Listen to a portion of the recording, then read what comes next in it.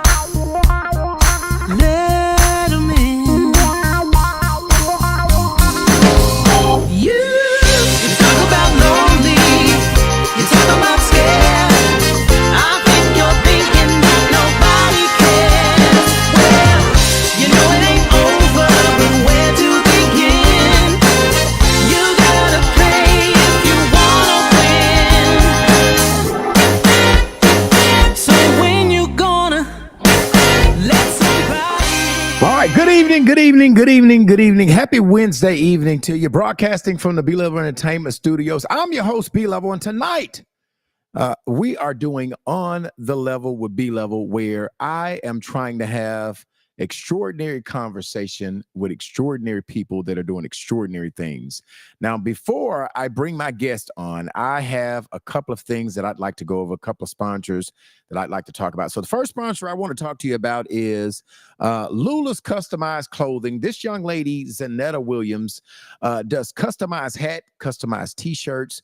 She can almost do anything. She can customize anything for you, okay? She is the CEO of this dope business. Her name is Zanetta Williams, and if you want her to do any customization of clothing for you, all you have to do is inbox her on Facebook at Zanetta Williams, or send an email to Lula, okay, what is Lula LLC .2023 at gmail.com. Again, the email address is LULA LLC.2023 at gmail.com, and tell her that B-Level sent you, okay? Another thing that I need to tell you about is UTB is looking for a female co-host. We are looking for someone to join this dope podcast. Now, I have 3 other dope co-host, but I am looking for a female co-host. I've got Tristan Hobb that's on us with Sunday. We have Anthony P. and we have Candy Webb, but we are looking for a female co-host. Now, you got to be able to speak your mind. You cannot be afraid. You have to be articulate. You have to have some experience. All right. When I mean experience, I'm saying experience in life. Okay. We can teach you how to do the podcasting thing. Okay. If you're interested, send an email to UTBpodcast, LR at gmail.com. Again, UTBpodcast, LR at gmail.com, or just inbox myself or anybody on the crew, and somewhere will get back with you, okay? Another thing that we're doing on Friday at noon, story time. We're calling this Straight Talk, No Chaser with B-Level, where I talk about anything that matters in a storytime forum every Friday at 12 noon. And then this Friday, last but not least, I am so excited to be talking to these 3 dope professional women, and I'm calling this Queen's Talk, okay? It's this Friday at 7:30, where we're going to talk about motherhood. We're going to talk about relationships. We're going to talk about entrepreneurship. We're going to talk about legacy with 3 dope women. That's Zanetta Wilburn, Shanika Jackson, and Mel Harris. I know you guys have heard of these 3 queens, and we're going to be having some conversation, okay? Now, on Wednesday, again, on the level with B-Level, let me bring my guest forward here. How you doing, Chris? How are you, Dr. Chris Jones? How are you, brother? I'm great, brother. How you doing? I'm wonderful, wonderful. Now, how's your day been? It's been amazing, but I'm listening to the people you're bringing on later, and I'm like, I need to sit back and check them out.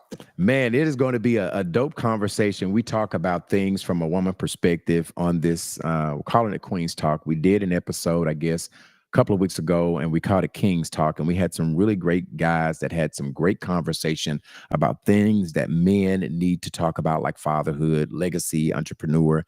And we're doing the same thing, and we're calling this Queen's Talk. So it's going to happen this Friday. I'm a girl dad, so I love it.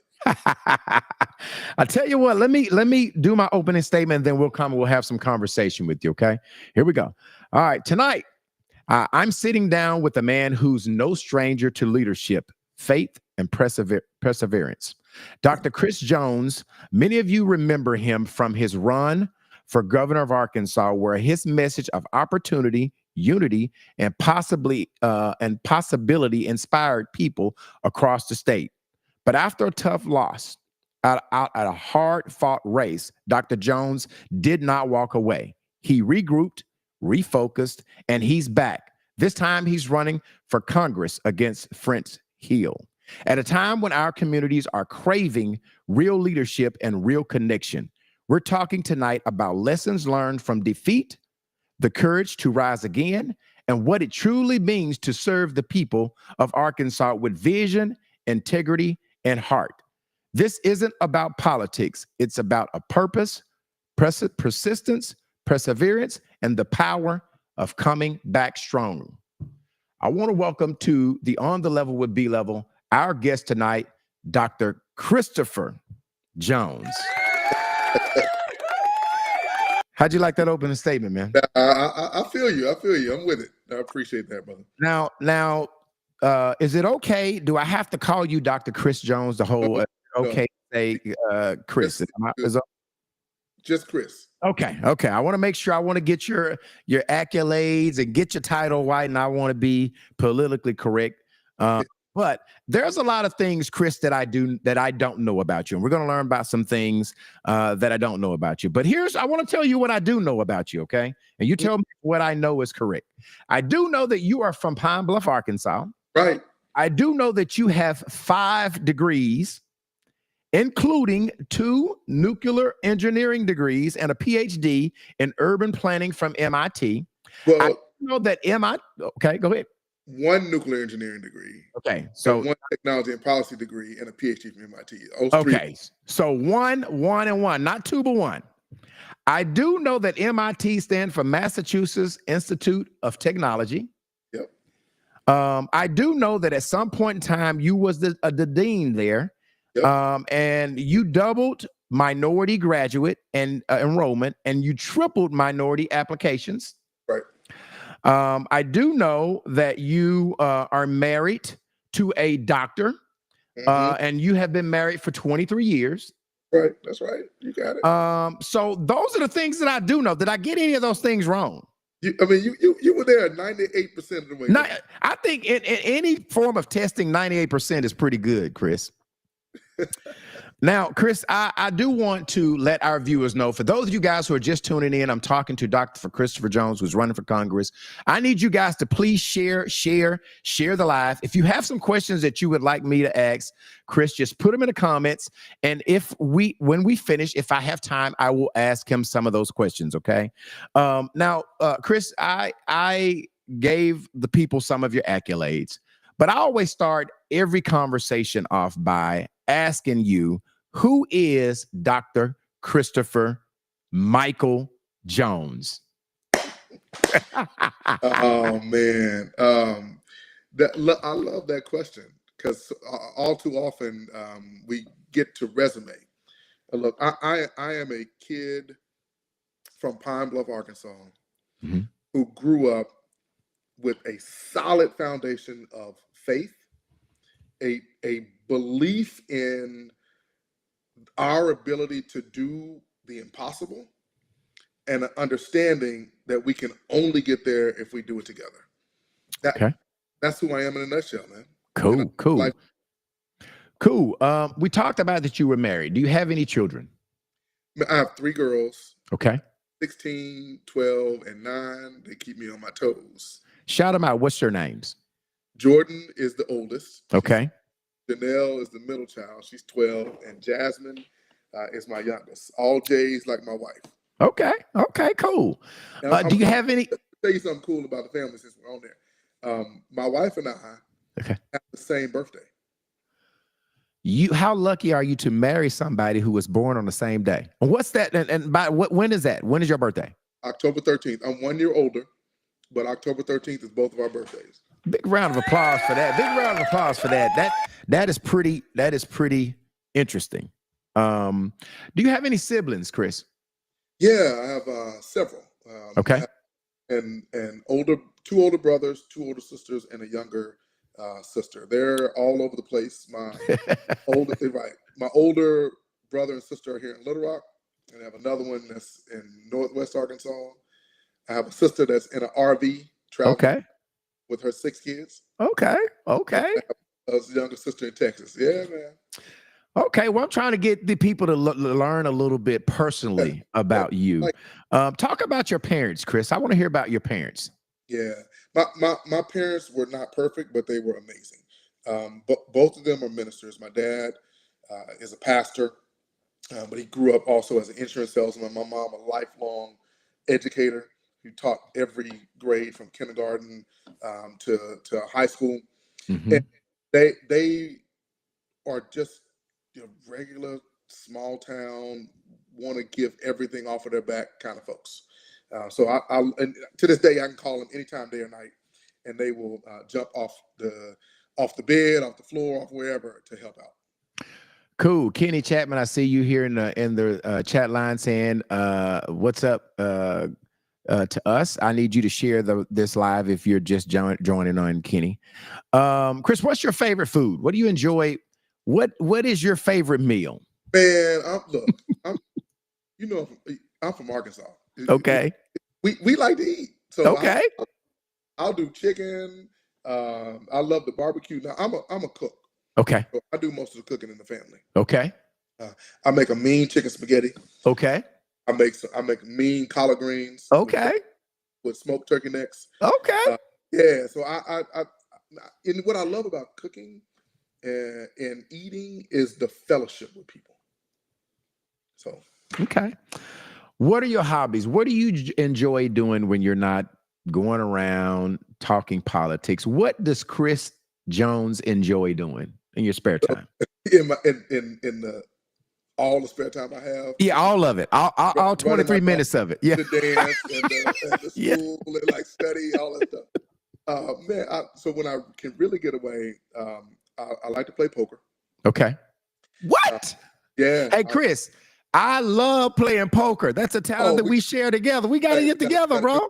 We got to do it. Oh my goodness. Oh my goodness. Okay. I've been playing poker for a while. I'm a big poker fan. Is it Texas Hold'em? Yeah, Texas Hold'em. Okay, cool. Yeah, so we can get down. Oh man, I got your cell phone number. I promise you I'm gonna be texting. Hey, I'm ready. And I actually have a group of fellas that we play. We haven't played as frequently as I want to, but we play pretty regular for the fellowship. Love to read. Love to just chill and watch movies, but also like to go to the gun range. Okay. And I'm a mean shot. Cool. And the last thing I really enjoy doing is fishing. Just if I can get up. Well, I always ask people this, and this tells me a lot about a person. Chris, if I was to get your phone, right, and get in your and plug your phone up to your Apple Play, your music play. Yeah. What top 3 artists is Chris Jones listening to? Oh, I do playlists. Let me do that. Okay. So the top is going to be gospel. Okay. And I just like a range of gospel. Every now and then I'll hone in on one song. Okay. The next I really like is a combination of black violin. Okay. And there's this mix of Arabic trap music. Wow. That's kind of number 2. And then number 3 is old school hip hop. Okay. Yeah. But the music head in the family is my wife. She can name artists. Okay. She got it. She got it. Chris, do you have any hidden talents? Like, can you sing? Can you rap? Can you dance? Is there anything that Chris Jones does that we would not know? Well, I can tell you what I used to do. Okay. I used to sing. I was actually in an a cappella group in high school. Okay. Yeah, I was in an a cappella. Cool. They wouldn't know that about you. Yeah, that's the used to. I get with it now. Okay. That's a good question, man. I would leave it at that one.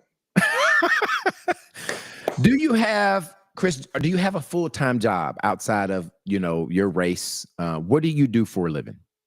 Yeah, so to keep the lights on, I am the director of community and social innovation at BCT Partners.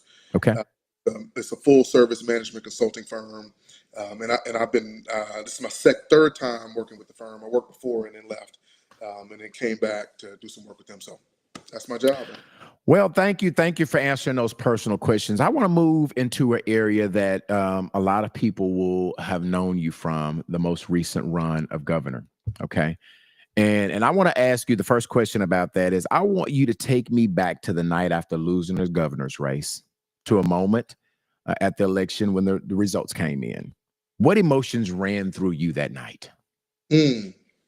Well, a flood of different emotions ran through. One, there's certainly disappointment in the outcome. But I'm going to tell you why that was not the overwhelming emotion. Okay.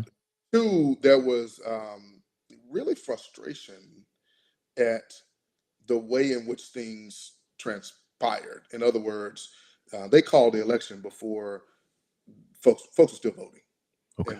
And I said that night that it is unfair to call this thing until all the votes are counted. So right. System stuff that matter. But here's the bigger thing. Look, I'm a person of faith, and I knew going into the election, even before it started, that I had 3 goals 3 goals. Okay. Number one, I wanted to get 50 plus 1. I wanted to win. But I knew that was it was outside of my circle of control.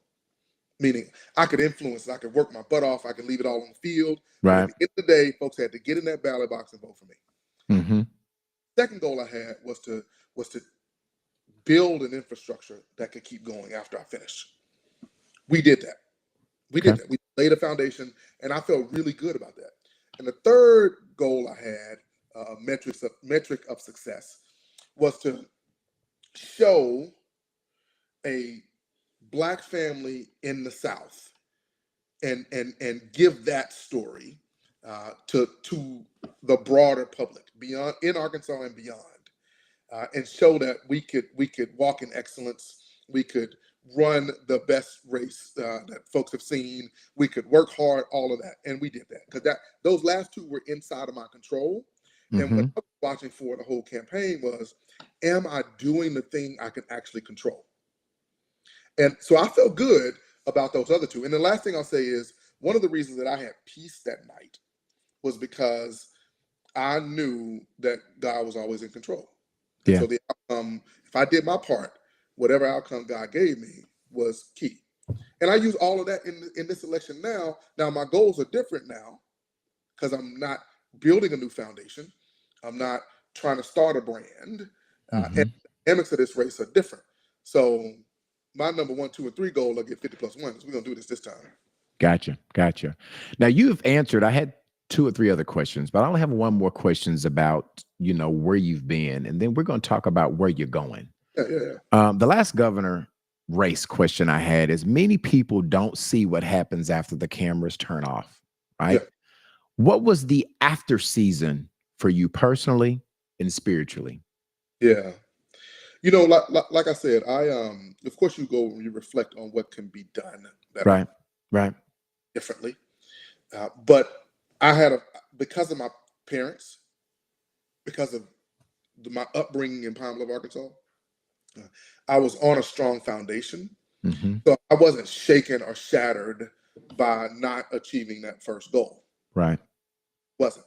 So for me, the aftermath was saying, okay, given the journey I had just completed, what are the lessons I can carry over for the next chapters of my life? Right. 1, 2, how can I let the work continue? I'm a physicist, and I believe that once you capture energy, then it has 2 options. It can either be 3 options. It can be focused, be dispersed, or it can be converted. And what I did not want to happen was that energy to disperse. So I wanted to focus and convert the energy, and that's what we did. That's why I founded an organization afterwards, and I continued to work. And again, that's what sets us up for the future. Well, I want to start off, before we start talking about your run for Congress, I want to play the video of you announcing your candidacy, and we're going to come back and we're going to talk, okay? Hey folks, Chris Jones here. We just finished our filing for U.S. House of Representatives, Arkansas 2nd Congressional District against French Hill. It is time to bring change. It's time to get rid of the chaos that we had going on. Follow our campaign. Go to jones4ar.com. Check us out. Well, we just filed and we're ready to. So that was when you filed to announce your candidacy. Yeah.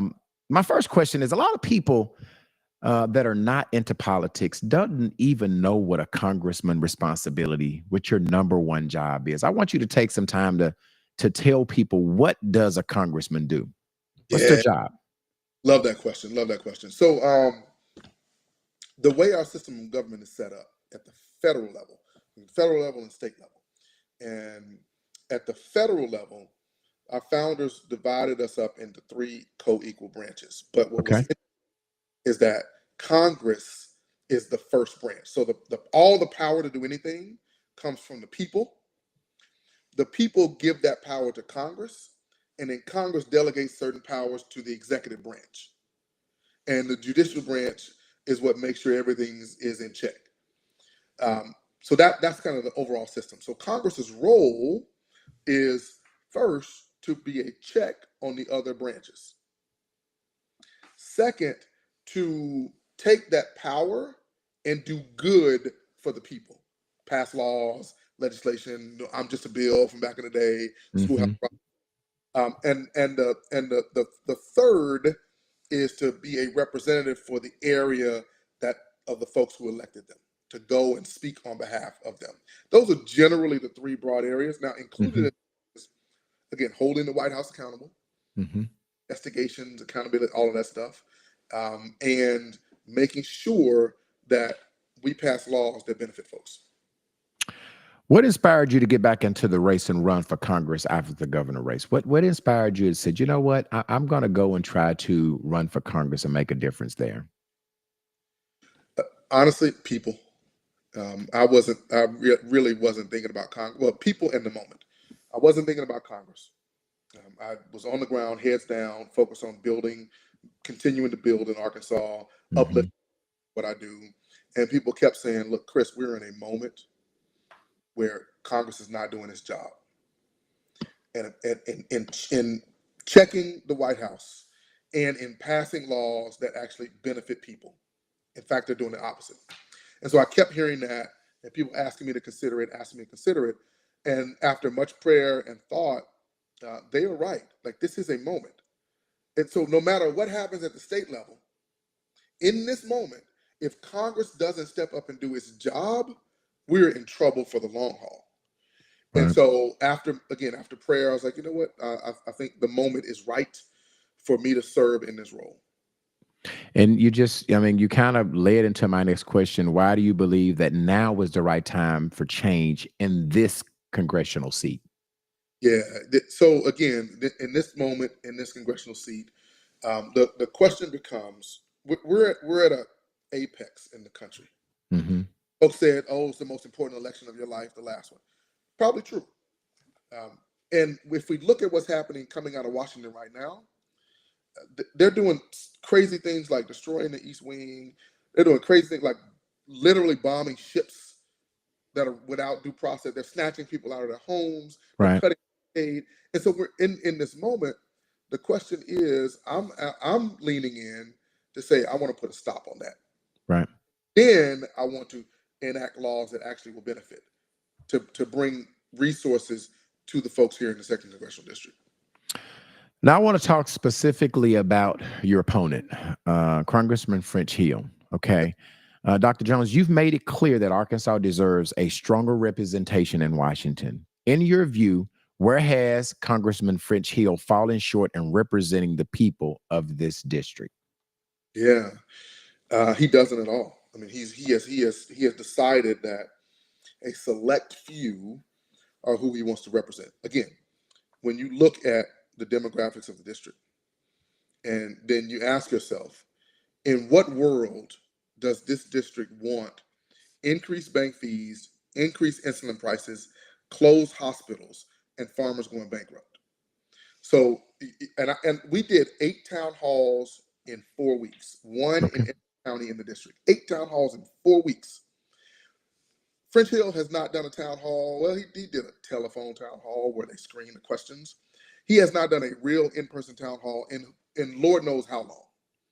So he is not actually listening to the folks and doing his number one job description, the number one part of his job description, which is to represent the people that elected him. That's one of the big reasons. What are the biggest gaps that you see between what Congressman Hill promises and what he's actually delivered? Yeah, so his rhetoric is that Arkansans deserve, he said this today, Arkansans deserve stability. Well, they do. Well, stability is not allowing a rogue president to put tariffs on any and every country, which then puts less money in our pockets. Stability, increasing bank fees, which he did. He cut the cap on bank fees. Stability is not allowing rural hospitals to close. So to me, you say one thing, and he'll show up for a photo op. Right. Then turn around, show up for a photo op at an HBCU, and then turn around and vote against what actually benefits that HBCU. Wow. Wow. Do you believe that Arkansas has been left behind under his leadership in areas like jobs, healthcare, and education? Do you believe that he focused enough on those 3 important things for Arkansans? Not at all. I mean, his rhetoric is there. His Mhm. rhetoric. But if you look at 10 years ago to now, how have our pocketbooks increased? How have how have our how has our stress level gone down? It has. Mhm. Now, personally, you look at his, he has personally increased his own, but that has not translated to the folks who are garbage truck drivers, the folks who are chefs, the folks who are teachers, nurses, union workers. So to me, that is the issue. And one of the things about the second congressional, we have a large number of what's called ALICE, asset limited income constrained but employed. Mhm. French will talk a lot about people need to work and get off welfare and everything. The folks in Arkansas are working 1, 2, and 3 jobs sometimes and Mhm. still living below the livability wage. They can't quite make ends meet. That's what Alice is. I'm working, but I can't quite make ends meet. My issue is that he has done nothing to support those folks, nothing to address their concerns and their needs, nothing to change the conditions for them. And at this point, that has to change. As you're talking about those things that he hasn't done for him, what are the top 3 issues that you believe Arkansas voters care about? And that's part 1. Part 2 of that question is, what are the top 3 things that are personally that you would like to change once you get in that office? Yeah. So again, we did 8 town halls. So we actually heard directly from Arkansans. The thing that kept coming up, it it's too tight. They can't afford anything. Housing too expensive, utilities prices going up, health insurance prices going up, and that pressure is putting a lot of pressure on people. So the affordability issue is one thing that comes up. The next big thing that is of concern again across the district is healthcare. Uh, Mhm. I mentioned the price, but people are concerned about how long it takes them to get to the hospital. The Mhm. Going to get worse with hospitals closing. People are concerned about ambulance deserts, where some counties don't have a very limited number of ambulances, and they can't get across the county, in quick enough time to address the needs. So that's the second bucket. The third bucket that comes up across the district is education. Now, people kind of mix whether it's state or federal, but education is what they're concerned about. Those are things that bubble up to the top. One of the things Mhm. I add that is not a tangible issue per se, but it came up in almost every county, is this notion of trauma, stress, mental stability, and the anxiety that exists around folks right now. People are just anxious about everything, and that Right. matters. That's what they're concerned about. So I'm gonna take a comment. Latoya Morgan is saying, "I'm so grateful for your leadership." So she's chiming in there. For those Yes, of you guys who are big just education, big yeah, education. yes, yeah, she's been on the platform, and that was one of her main priorities is education. For those of you guys who are just tuning in, I am talking to Dr. Chris Jones, who is running for congressman. I need you guys to share the live. Share the live. If you have some comments that you want me to ask Dr. Jones, I will try to get to them as quickly as possible. Just put them in the chat, but we want you to share the live. What do you believe separates you from your opponent, Dr. Jones? And when I say both in policy and your approach to leadership, how are you guys different? Yeah, and from a policy perspective, one difference is where we focus. Uh, Hmm. my focus has always been on the least, the lost, and the left behind. The marginalized. My focus has always been on creating a ladder from where folks are to where they aspire to be. That has been my focus. That's not his focus. His focus is on the Right. board. Focus on the 1%. That's not my focus. That's not his focus. I think the other way we are different is in our lived experience. He is a banker, and in fact, he is now America's most powerful banker. Mm. I'm an engineer. I'm a minister. I'm an educator. I'm a urban planner, so I understand policy. And one of my degrees is in technology and policy. I understand technology, and if we don't get on AI and robotics and really think about our path forward, we're in trouble. Hmm. That's Hmm. the experiences and skills that I have. are really focused on where we're going in the future. So those are different. And then the last thing I'll say is that, which I think is key, I can't hear out. This is one thing folks don't know. I cannot hear out of my right ear. Never been able to. But yet it created a superpower, and that is the ability to listen. And I've always fought hard to listen actively, to listen empathetically, and to listen in a way that moves everyone to action. Versus French Hill, he is proving that he's not listening. Folks have written him letters and called. Now he'll respond, but it's a typical form, long piece that does not at all show that he actually heard what they were saying. So the sense of listening is key. And I think the reason it's so key for this position is because in the title is representative. And I can't represent you if I haven't taken time to listen to you. Mm-hmm. So he's not even doing what's in the title.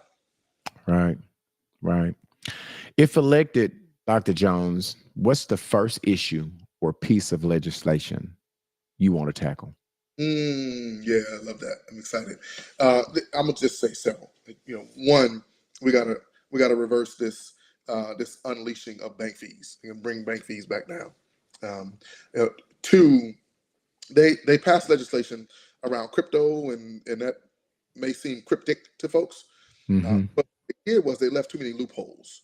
So now you see a president who is enriching himself to the tune of hundreds of millions of dollars. We need to close those loopholes and create a pathway for folks who are in regular communities, in Black and brown communities, and Hispanic communities, that a pathway to entrepreneurship for them. And the last two things is Arkansas is a right to work state. I want to focus on legislation that actually supports unions and our ability to unionize. And then the last thing is legislation to really bring the power back to the Congress, because the executive branch right now has way too much power, which is why the president can unilaterally bomb ships, can say that we're going to start testing nuclear weapons again, and can put tariffs on anything from, Burkina Faso to the Gambia. He can do that. And Congress needs to step in and say, you know what? We're supposed to have the power, bring the power back to Congress. You often talk about innovation and opportunity. What does that look like every day for Arkansans? Yeah. It shows up in a number of different ways. I'll start with opportunity. When I was at the Innovation Hub, so I was the executive director of Arkansas Regional Innovation Hub, and we did two things that to me show both increasing access to opportunity and innovation. One, we created the Skills to Launch program, which is a 10-week program to teach folks, predominantly 18 to 35, roofing, welding, HVAC, carpentry, and other skills. We ended up adding coding, AI, drones. And in this 10 weeks, you get certification that will allow folks to then either get a job or upskill. And the beauty of that is, over the course of the time, we had a 95% placement rate. So if you went through the program, you got placed. Some of those actually became entrepreneurs themselves. So that's one. The second thing is the Innovation Hub had all the tools for the 21st century. Again, welding, 3D printing, laser cutting, you name it. But it was in one place. And so our innovation and creating access to opportunity was to take that and create a mobile maker space. And the mobile maker space was the Innovation Hub on wheels, in a truck and a trailer, and we went out all across the state. These are the kind of things that we can do. When I think about how Arkansas is one of the almost dead last in accessing federal dollars that we are eligible to access, meaning we don't apply for it. I think, why don't we create a mobile unit that goes county to county and lays out, hey, here's what you can access. We'll help you apply for this. And those resources, which are our tax dollars, can actually come on the ground locally. What do you say to voters who feel disconnected or skeptical about politics or politicians? Mm. Well, first, I say you have every right to be, and you are justified in being both disconnected, disparaged, disheartened, and displeased, pissed off at politicians and policy. Because far too often, politicians say something but then don't actually follow through. Far too often, the policies don't impact the people who are showing up. They impact a small set of folks, but not the people. And I say to them though that the more we disconnect and disengage, the more that select few are able to grab power and grab more control. And really, what it amounts to is if you're not at the table, meaning voting, then you're Right. going to menu. So, so when I think about, we have concerns about, our prison sentences, folks not getting time off for good behavior. Mm-hmm. That's a policy thing. If we have concerns about where prisons are built, that's a policy thing. If we have concerns about police having immunity, that's a policy thing. If we have concerns about affordability, which is the key thing, Right. cost of tariffs, that's policy. Utility prices, that's policy. Insulin prices, that's policy. So all these things wrap back to it. And I say to folks, look, if you want your conditions to improve 5 years from now is the time to get involved and get engaged. Second part to that question is, what do you say to the people that says, hey, the national elections don't mean anything? I'm going to be concerned with my local government rather than my national. They don't listen to us, right? They don't listen to us. They're not concerned with us. I'm going to concentrate. So I'm not going to even participate in my national election. What do you say to those people, Chris? I say it can be both and. I think 100% we have to participate locally.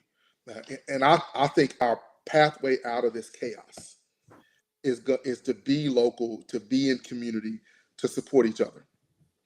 And the reason that the elected officials, the reason French Hill doesn't show up is because he knows folks won't vote.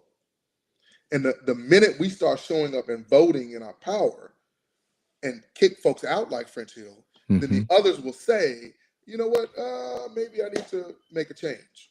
So I say it's both ends. Be local, but if you go to the ballot box to vote for dog catcher and school board, Right. vote for Chris Jones for Congress. Last voting question that I want to ask you is, what do you say to the people that says, hey, Congressman French Hill has been there for 10 years. He's experienced. He knows what he's doing.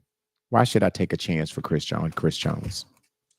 I say, how has that experience made our lives better? You are the most powerful banker in America, sitting as the chair of the Financial Service Committee. And your decision, your action was to increase bank fees. How does that help me? So the experience without the empathy, the experience without the desire to help the people, to me is useless. So translation, we aren't getting anything for all that experience. So why? What have we missed today, Chris? We've talked about the governor run. We have talked about what you want to change. We've talked about the inefficiencies of your opponent. What else do you need the people to know? I want folks to know that at the beginning and end of the day, this is about you. I am a person of faith. I am grounded in my family. I am committed to my community. And I know that in this moment of chaos and anxiety, where everything costs too much and we can't figure out where our paycheck is coming from, and when it comes, it's not long enough to cover the whole month. In these moments, I talked to a lady who pays $500, family of 5, for health insurance. it's going up to $1,900. Talk to a guy who works 20 hours a day, 5 days a week, 100 hours a week, and he's just barely able to get a little bit ahead. To all those folks, what is clear is that the way we actually begin to make life better for ourselves is to be in community with each other. Mm-hmm.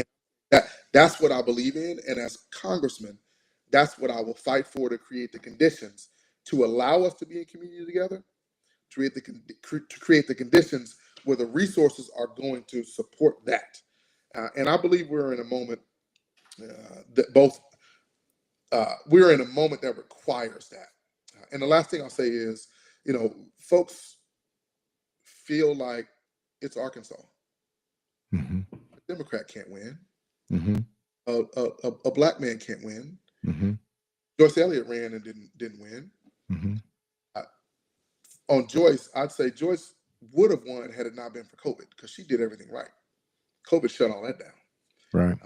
And then I'll say, yes, in this moment, what we have built on 3.5 years of continuing to work across the district, and folks are ready for change. And when you combine that with the anxiety, the stress, the frustration of the nation, we can win this race. And last night, with all the election results from coast to coast, that is further evidence that this is one we can win. We can flip this seat. And in doing so, this is not the most important point, but I will say it to you in the audience. Arkansas has never sent a black person to Washington, D.C. As U.S. House of Representatives, as Senate, never. This is a moment where we can also do that. And it'll just happen to also be a rocket scientist. I heard that. Shanika Jackson in the comment is saying, and that's how people should vote. Vote for what worked for you and your household, not for what you're taught to vote. How can people get involved in your campaign? Yeah. Love that question also, because this campaign is about the people. You can go to jones4ar.com website. You can find me on social media, Jones4AR, and DM me, reach out, let us know. Our campaign headquarters, we have a campaign headquarters in Little Rock. We're opening campaign headquarters across the district. Come check us out at the campaign headquarters. We want not only folks to make buttons and write thank you notes and knock on doors, but we want people to lean in and help us create the policies that actually we will implement in the future. That's why we did the town halls.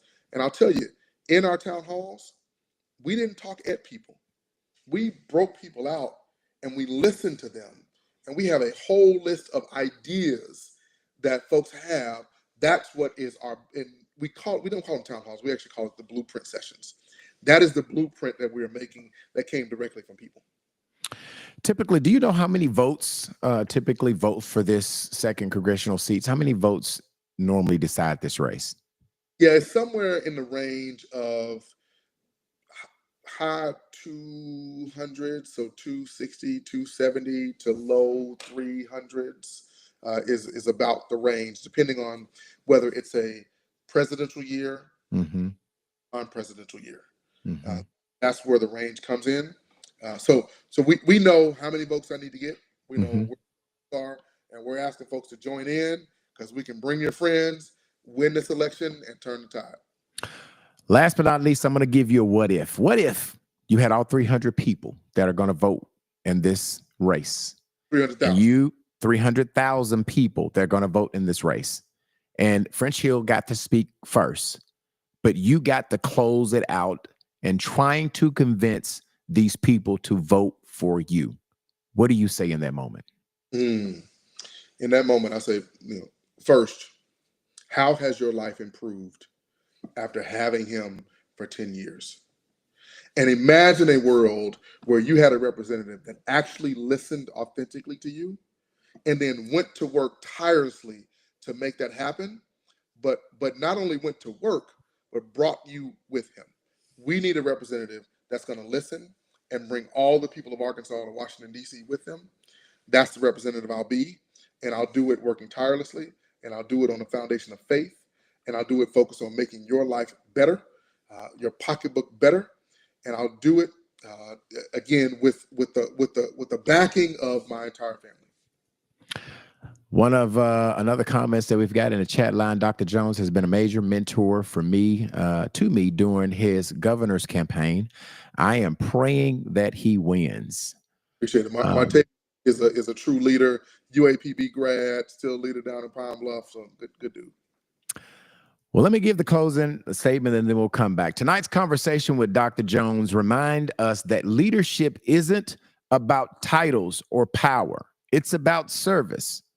It's about showing up for the people when it's hard, staying rooted in your purpose when things don't go your way, and having the courage to dream again after a loss.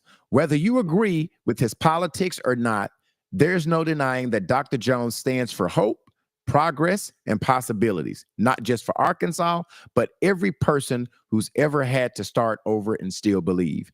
I hope this conversation inspires you to look at where you are, who you will vote for, and what you are willing to fight for, because that's what real leadership is all about.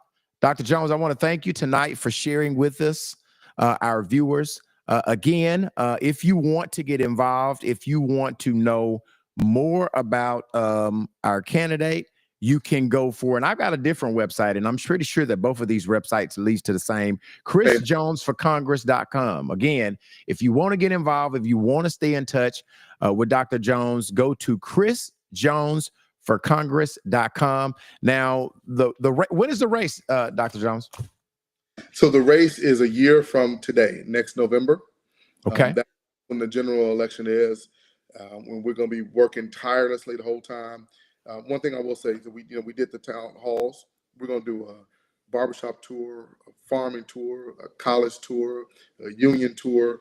Why? Because this election is about listening to people, lifting up their concerns, and then creating a world where not only are things more affordable, but that we are more in community with each other. Well, I'll tell you what I've told a lot of people that are running these races. I'm on the front end of this tour. I mean, you just announced 2 days ago that you were running. So I want to invite you back as it get closer to election day. You have my cell phone number. I have your team's number. And when it gets time to go to the polls and vote, I want to welcome you back to reinsure, to have these last minute conversations that we need to have when they get closer to the time when it's time to go and vote for you. I love it. I love it. And then, hey, and then when we win, we'll have regular conversations. We'll do it. We'll do it. I'll stay in touch, Dr. Jones. You have a great evening. Yeah, God bless you. Okay. All right. Don't forget that tomorrow, Straight Talk, No Chaser. It's the story time with B-Level on every Friday at noon. Do not forget tomorrow. That's not tomorrow. Today is Wednesday. Friday. I'm getting my days mixed up. Friday, 12 noon, Straight Talk, No Chaser, story time. It is not for the weak ears. We do this every Friday at 12 noon. Do not forget to tune in. And this Friday night, we are having a conversation, and we're calling this Queen's Talk. We are talking to 3 dope entrepreneurs, mothers. We're going to talk about entrepreneurship. We're going to talk about motherhood. We're going to talk about legacy. We're going to talk about relationships from a female perspective, from a female point of view. Now, you guys remember we had King's Talk about 2 weeks ago, and it was probably the most dopest podcast segment that we've had. So I'm looking forward to talking to these 3 ladies, Zanetta Wilburn, Shanika Jackson, and Mel Harris this Friday, 7:30. Don't forget to mark your calendars. And do not forget that we are still looking for a co-host. We're looking for a co-host. It needs to be a female co-host to join our UTB podcast. We have 3 other dope co-hosts, Tristan Hobbs, Anthony P., and Candy Webb. And we also have our news girl, Jayla Jefferson. But we are looking for a female co-host. If you are interested, if you think you have what it takes to join one of Arkansas's best podcasts, you need to send an email at utbpodcastlr@gmail.com. Again, send an email on why we should pick you to utbpodcastlr@gmail.com, or you can inbox anybody on our team and somebody will get back in touch with you to have that conversation. Don't forget to tune in this Sunday and every Sunday at 7 p.m. We go by the name of Unpacking the Baggage Podcast, short UTB. It's the best damn podcast. I promise you that. You won't find any podcast that is dope as this podcast. And dog it, I said it right here. Don't forget, tune in Sunday, 7 o'clock. We'll see you then on the same bat time, same bat channel. Y'all, good night. Had another rough conversation with the voices